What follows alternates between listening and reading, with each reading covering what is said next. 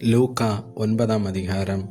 அவர் தம்முடைய 12 சீசரையும் வரவழைத்து சகல பிசாசுகளையும் துரத்தவும் வியாதி உள்ளவர்களை குணமாக்கவும் அவர்களுக்கு வல்லமையும் அதிகாரமும் கொடுத்து தேவனுடைய ராஜ்யத்தை குறித்து பிரசங்கிக்கவும் பிணியாளிகளை சொஸ்தமாக்கவும் அவர்களை அனுப்பினார். அப்பொழுது அவர் அவர்களை நோக்கி, வழிக்கு தடியையாவது பையையாவது அப்பத்தையாவது காசையாவது எடுத்துக்கொண்டு போக வேண்டாம். 2 அங்கிகளை கொண்டு போகவும் வேண்டாம். எந்த வீட்டிலே பிரவேசிக்கிறீர்களோ அங்கே தங்கி அங்கிருந்து புறப்படுங்கள். உங்களை ஏற்றுக்கொள்ளாதவர்கள் எவர்களோ அவர்களுடைய ஊரை விட்டு நீங்கள் புறப்படும்போது அவர்களுக்கு சாட்சியாக உங்கள் கால்களில் படிந்த தூசியை உதறி போடுங்கள் என்றார்.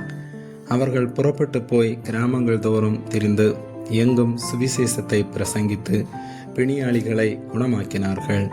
அப்பொழுது காற்பங்கு தேசாதிபதியாகிய ஏரோது அவரால் செய்யப்பட்ட யாவையும் கேள்விப்பட்டதுமின்றி, சிலர் யோவான் மரித்தோரிலிருந்து எழுந்தான் என்றும், சிலர் எலியா தோன்றினான் என்றும், வேறு சிலர் பூர்வ காலத்து தீர்க்கதரிசிகளில் ஒருவன் உயிர்த்தெழுந்தான் என்றும் சொல்லிக் கொண்டபடியால் கலக்கமடைந்து, யோவானை நான் சிரசேதம் பண்ணினேன், இவன் இப்படிப்பட்டவைகளை செய்கிறான் என்று கேள்விப்படுகிறேனே, இவன் யார் என்று ஏரோது சொல்லி அவரை பார்க்க விரும்பினான்.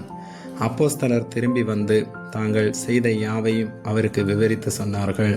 அப்பொழுது அவர் அவர்களை கூட்டிக் கொண்டு தனித்திருக்கும்படி பெத்சாயிதா என்னும் பட்டணத்தை சேர்ந்த வனாந்தரமான ஒரு இடத்துக்கு போனார்.